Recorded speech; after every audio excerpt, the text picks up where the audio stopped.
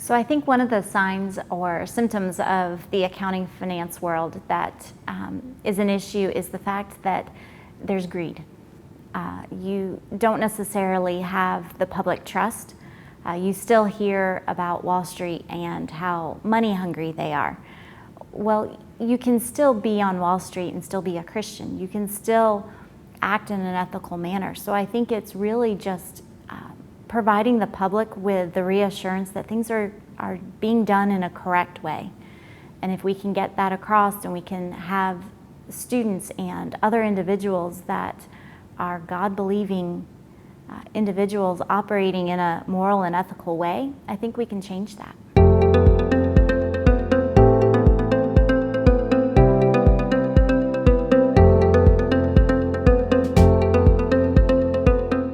When I was a student, trying to figure out where I wanted to go to college and what I wanted to do, God had already called me to accounting.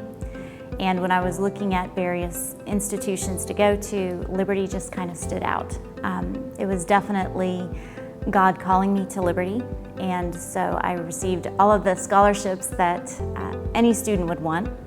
So I went through my undergraduate degree, and while I was in classes, I looked at the professors and they just seemed to really enjoy their craft. And so I said, when I'm old and gray one year, I want to come back and teach. And God opened those doors for me much earlier than when I was old and gray.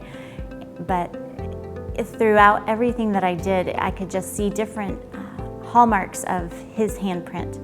And being able to be called back to Liberty to teach and to invest in the next generation of accountants and finance individuals, that it's just been a blessing from the very beginning.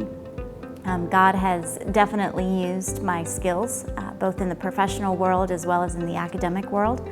I think the professional skills that the professors bring to the classroom allow us to be able to practically apply the information for the students, because that's what our students really want nowadays, especially with the millennial generation.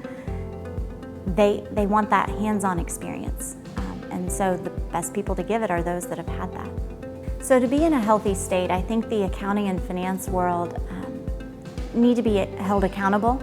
They need to have that public trust.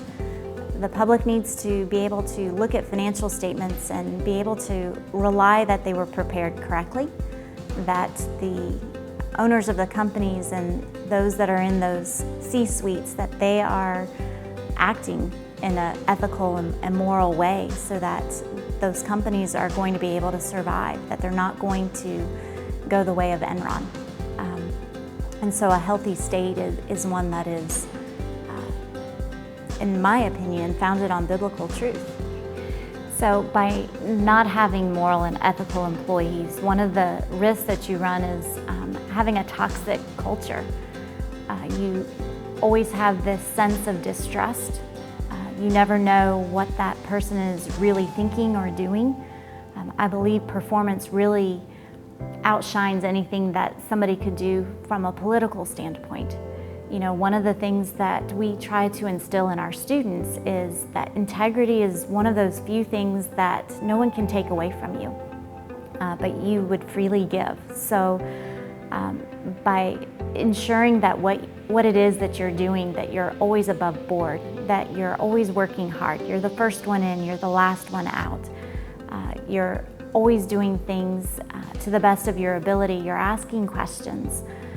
Not asking questions in a way to try to catch somebody, but because you're trying to do what's best for the company and what's best for other employees, and just serving. I think service and performance can outweigh a lot of other things that can go on in the world, and in industry in particular.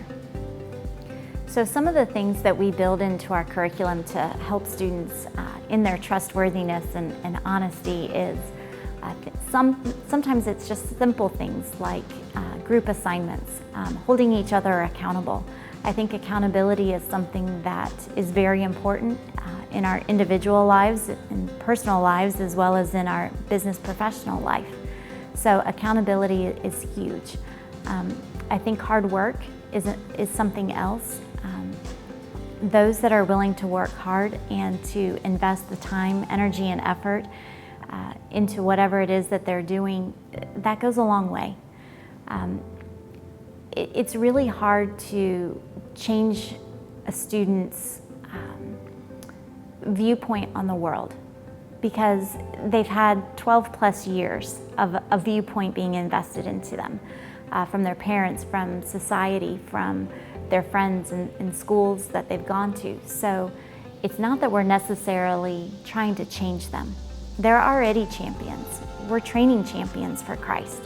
And so it's honing those skills that the parents have already instilled in them, honing the skills that their church has honed into them, and refining it and helping them to see how their worldview is connected to their discipline and to their career. If students can understand what it is that drives them, and they can understand where their beliefs, how that's played out in a business world, then we've done our job.